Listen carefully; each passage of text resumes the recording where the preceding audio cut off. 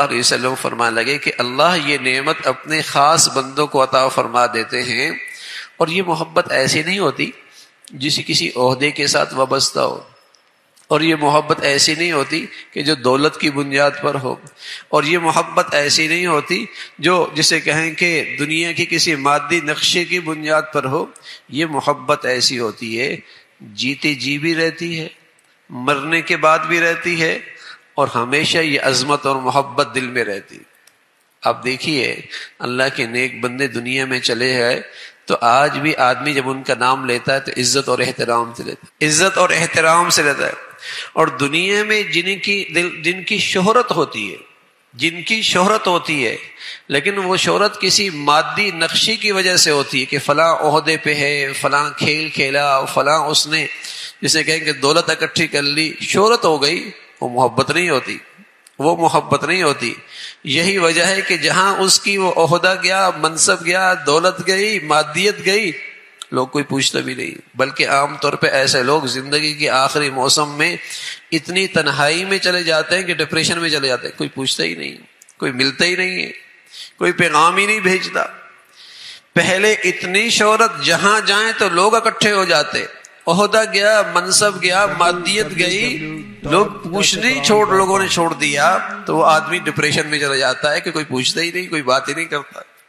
لیکن یہ جو محبت اللہ کی طرف سے آتی ہے، یہ کسی مادی نقشے کی بنیاد پر نہیں آتی، یہ نیکی کی بنیاد پر آتی ہے، تقوی کی بنیاد پر ہوتی ہے۔ چاہے چٹائیوں پہ بیٹھا ہو، چاہے جیب خالی ہو، چاہے زندہ ہو، چاہے دنیا سے چلا بھی جائے،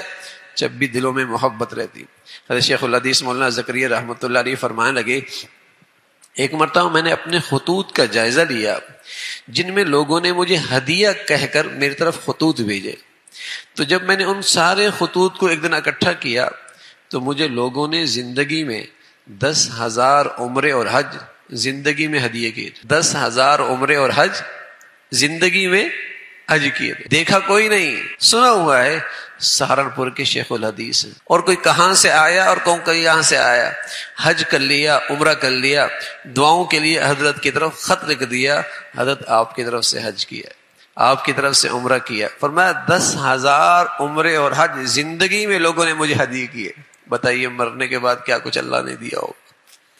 تو یہ جو محبت ہوتی ہے یہ کسی مادی نقشے کی بنیاد پر نہیں ہوتی،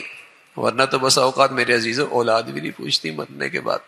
اولاد بھی نہیں پوچھتی، لیکن یہ جو محبت ہے یہ محبت اللہ کی طرف سے آتی، دلوں میں اللہ ڈالتا ہے، نہ زبان کا ہے، نہ رنگ کا ہے، نہ علاقے کا ہے، اور بس اوقات دیکھا بھی نہیں ہوتا،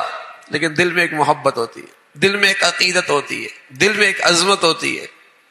تو یہ محبت اللہ کے لیے ہے، اور جو اللہ کی بارگاہ سے تقسیم ہوتی ہے، اللہ اپنی محبت نصیب فرمائے اور اپنی رضا والی زندگی نصیب فرمائے، عمل کی توفیق نصیب فرمائے۔